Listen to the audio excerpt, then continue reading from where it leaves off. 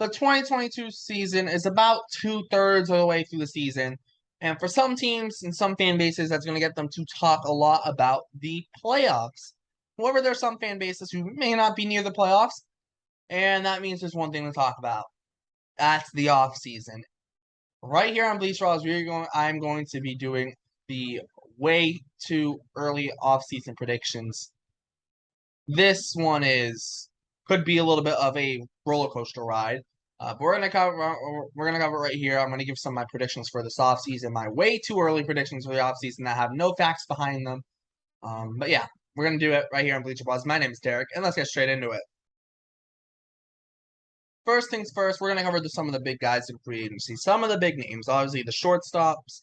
I'm gonna cover Jacob deGrom, Aaron Judge, Edwin Diaz, maybe Wilson Contreras if we have time. But let's just start off first with the big fish, Aaron Judge. Where is he going? Now, my big question for Judge is, does he want to stay in New York, or is he willing to, if he gets more money elsewhere, would he leave New York for that money, basically? And the only teams I can see maybe offering more money is Padres, maybe, if they're willing to finally go over the luxury tax, but I don't see it. Dodgers, who knows? Maybe they want to move Mookie to center because they may want to move on from Bellinger. That could be an option. I don't see it, though. The Giants have been rumored, and they could look for their kind of one guy who's on a massive contract. It could be Aaron Judge. Who knows? The Mets are another option just because Steve Cohen is going to spend a ridiculous amount of money on his team. So I don't think Cohen's off. The Mets are off limits. Mets and Cohen are off limits for anyone. But I think I'm 90% sure at this point Aaron Judge is going to stick with the Yankees. The Yankees will give him as much money as he wants to stick there. So I think that's a clear and obvious one. So I'm going to get that one out of the way first. I think the second most obvious one comes to Jacob deGrom. Yes, he's had injuries, but when he's been healthy, he's been the best pitcher in the big leagues. He's on a team, the Mets, have all the money in the world. If the Mets want him, there's no reason they cannot re-sign him. They can give him all the money he wants. Doesn't matter. They're going to get that locked up, I would think, after deGrom opts out. If the Mets let any other team get deGrom, they're just stupid. The money isn't a problem for them. That's the thing. They're fine throwing money at deGrom, even if there's injury concerns. They don't like have a problem with that. They have more money than they need. So like, who cares? Just throw the money at them. It doesn't matter for them. So I think that would make a lot of sense. deGrom just sticking in New York like Judge, except obviously on their two different teams. But there I have them both staying with their selected teams in New York, in their respective teams, I should say. But we're gonna cover now the big ones, the most interesting ones, the shortstop class. Carlos Correa and Xander Borgaerts, I would expect them both to opt out. Correa's a little bit under the radar year just because he had a slow start. Borgaerts, power's gone. At least home run power's gone, it seems. This year, at least, but the doubles power is still there, and the defense has been much improved. Dansby Swanson's having a breakout season, and Trey Turner's being Trey Turner.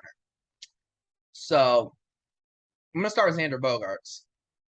As a Red Sox fan, I have one worry about Borgaerts free agency. It's not the fact that the Red Sox aren't willing to give him the money or whatever.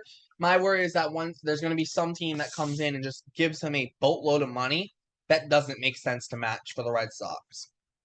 Like, guys, if I have a worry someone's going to come and give him like 10 years, $300 million. And if you're the Red Sox, if I'm the Red Sox, I'm not doing that deal. So, like, I have a really worry that someone does that kind of deal for Borgaerts, especially if he's the first or last shortstop off the board. If he's the first one, that's going to set the market. Teams might be in a bidding war for him. If it's the last deal in the market, it could be similar. Teams could be in a bidding war to get him because he's the last guy available out of those four big shortstops. So that's my big worry from a Red Sox perspective.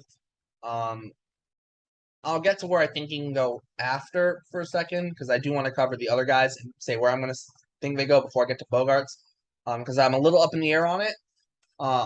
Trey Turner, I think he sticks with the Dodgers. I don't see any reason for them to move on from him. They have more money than what they have. They have enough money to re-sign him. I think it makes too much sense to keep him. Carlos Correa, either he's opting in and staying with the Twins or he's going to opt out And honestly, I think he sticks with the Twins regardless, whether it's a long-term deal or not. I think he's going to stick with the Twins. Maybe that's surprising. I just don't like where's he going to go?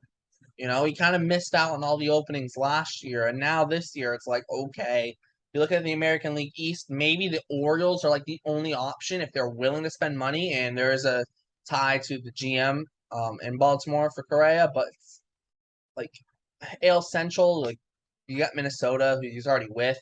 AL West, I don't really see any options for him there that makes sense. NL East, highlights again, unless the Braves lose Dansby Swanson are willing to splash the cash, which I don't think they will. That's off the board. The Mets are off the board. They have Lindor.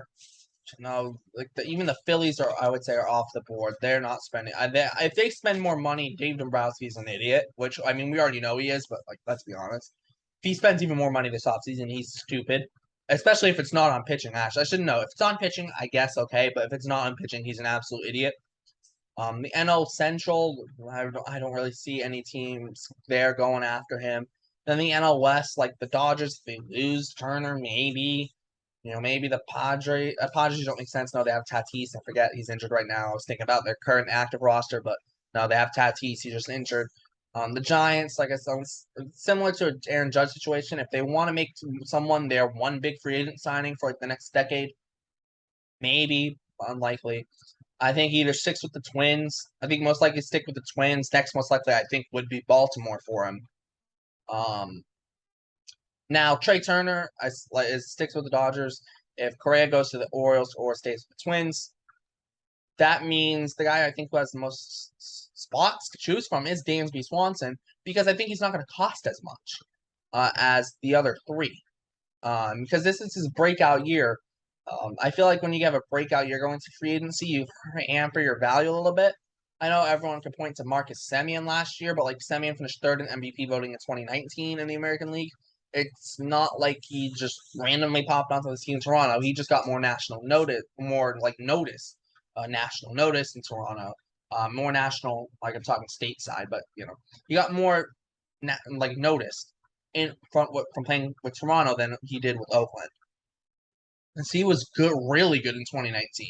Like I said, third in MVP voting. There's a reason for it. Now, what's interesting with Dansby Swanson is I do think he stays with the Braves. The Braves, I don't think they really have a shortstop set to, you know, be the guy. They don't keep Dansby. So I feel like for Dansby and the Braves, it makes the most sense for him to stay put.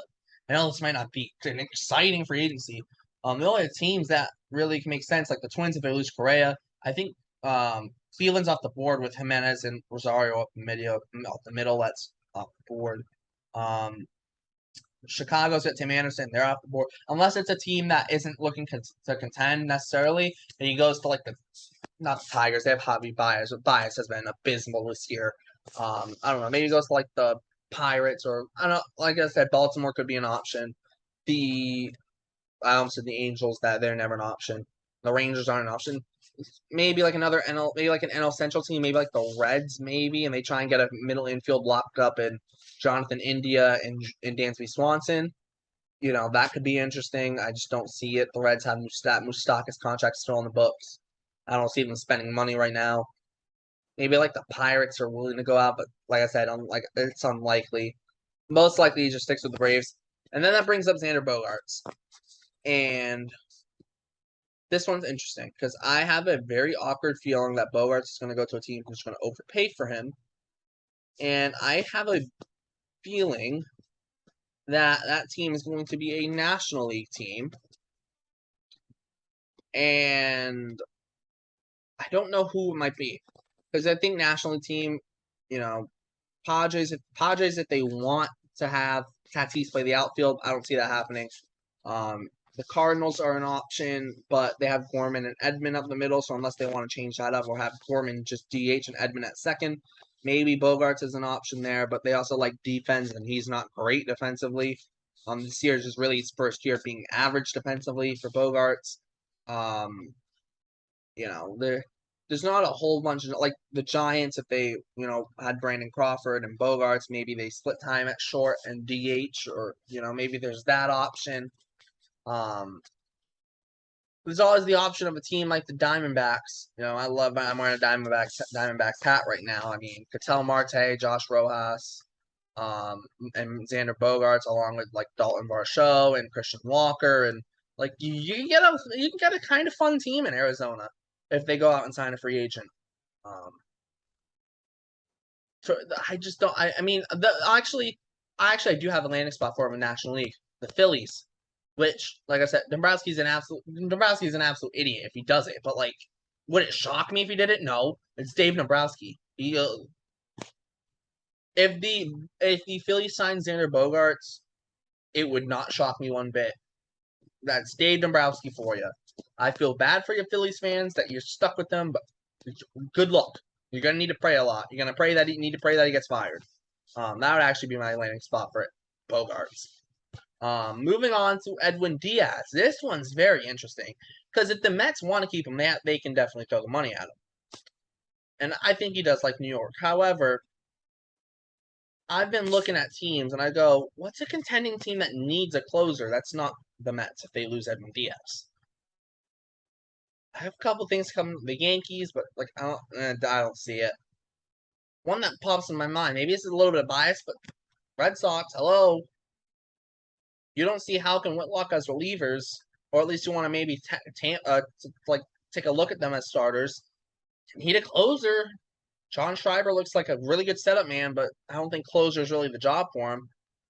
The Red Sox have money available because Bogaerts off the books, or at least like if he's off, he may not be off the books, but because he might resign. But Evaldi, Martinez, a bunch of guys, the David Price contract, that's all off the books. Don't gotta worry about it.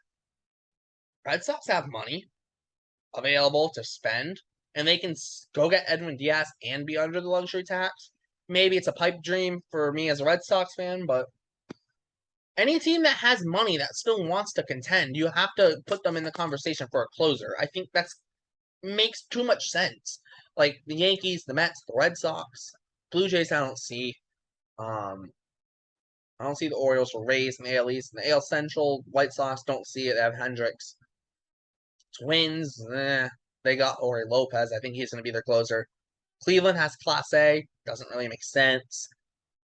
Astros, I mean, who knows? But I don't know if they really have the money for it. Who's in the AL West? Angels, I think they're done signing guys to big contracts. Honestly, I think they're just going to look to rebuild, honestly. Mariners, I mean, maybe he goes back to Seattle and Seattle is willing to spend money. Who knows? Maybe. Maybe it's an NL. Maybe, the Phillies want a closer, but I don't think the Mets would allow that. But you never know. You never know. Any contending team really that has money, or a team that wants to contend at the very least, who has money, is going to be in the Edwin Diaz market, I would think, or at least is going to be an option for him. If the Red Sox aren't looking at him, but he goes up to the Red Sox and says, "Hey, I want to play for you," or are the Red Sox going to say, "No, I don't think so. They'd be dumb to." Like that's just how I see it. So, but I like most likely is him sticking with the Mets because how much money they have. But it would not surprise me if he does leave somewhere else for a team that does want to contend either in 2023 or like that 2024, 2025 window. deGrom, obviously, I think he stays. This is the most interesting one, though. I'm going to cover this most interesting one. Carlos Rodon. I don't see the Giants signing him a long-term deal. That's off the books. Red Sox, maybe. I mean, how much can you trust Chris Sale's health and even Paxton's health? If Sale and Paxton are injured, they don't have a lefty starter unless you call it Brandon Walter. And, we're not going to just call him up because he's a lefty. He has to be ready. Running out, like, that might not be a bad fit. Maybe the Yankees want to add on to the rotation and spend more money. Who knows? Mets are always an option. If somehow, like, deGrom leaves, that's an option. Even if he doesn't leave, it could be an option. Let's be honest. But here's the thing. I don't see Rodon staying with the Giants unless he opts in, but I don't know why he would opt in. Unless he really likes it there, there's no point in him opting in. So that's what so yeah, Rodon leaves the Giants. I think most of the Mets guys stay with the Mets. Bassett, deGrom, Nimmo, all Edwin Diaz. I think most of them stay with the Mets, but I think Edwin Diaz has more options for him because he's a closer. And good teams always want closers, good closers as well, elite closers at that. Judge, I think, stays home. I think Swanson stays home in Atlanta. I think Trey Turner, I think he stays in LA, but I'm a little up in the air. Borgaerts, I don't know if he stays in Boston. I have a worry that someone's just going to overpay him. It doesn't make sense for the Red Sox. The only shortstop that doesn't get overpaid, didn't get massively, didn't get a ridiculous bunch of money was Trevor Story. And he's not playing shortstop. He's not shortstop anymore. He's a second baseman. So that tells you that. So, Correa didn't get the length, but he still got the per year value, and I think that's what matters there. That might have been the type of deal he was looking for. Maybe teams didn't want to do that. But last thing here, most interesting, Willson Contreras. Where does he go? I mean, I'd love for him to go to the Braves. It doesn't make sense, have the two Contreras brothers pair up. I don't see it happening though. Houston's an interesting one, but I don't see it, honestly. I just don't think it makes much sense. But actually, a very interesting place fit for him would be Milwaukee. If they lose Omar Narvaez, could go and get Willson Contreras. It's not terrible. So I think that actually could be a decent fit for him if the Brewers were willing to pay that money. The Brewers are willing to pay that money. I think Willson Contreras could be a great fit for them. Then where does that leave Omar Narvaez? I'm not sure. But there would definitely be a suitor for him somewhere. But I'm not going to get into that. I know I don't want to make this an hour-long video. We could talk about this for days. I could talk about this for days and days on what could potentially happen. I haven't gone into dollar amounts, but it's super early to even be predicting this. But I just kind of want to throw out what I'm thinking, what for these free agents, what could happen. Let me know your guys' thoughts in the comments of what you think might happen in free agency, or what you think could happen to one of the big free agents, or one of the big free agents who's on your team, or you want your team to sign, or whatever it is. Let us know in the comments. Let us know your thoughts. We'd like to hear them. We want to get some conversation going in those comments. Thanks for tuning in, though. Make sure to check out all the links in the description. The Bleacher Brawls website, podcast, Instagram, Twitter, and all of the crew's Twitters. Make sure to like, subscribe, hit the notification bell as well, so you know when we upload. I will put the link for my Red Sox column on the Bleacher Brawls website, predicting the 2023 team, and you'll see kind of why I'm a little worried about Borgaerts. So if you're a Red Sox fan, you can check that one out. Even if you're not and just want to see my thoughts, read about my thoughts, you can check out that there. The position player predictions are out. The pitching ones will be out on Monday, August 15th, I think, or something around August 15th or August 4th, something like that. One of those days. So just keep an eye out for that as well. That's going to wrap this thing up. Thanks for tuning in to Bleacher Brawls. My name is Derrik, and I'll see you next time.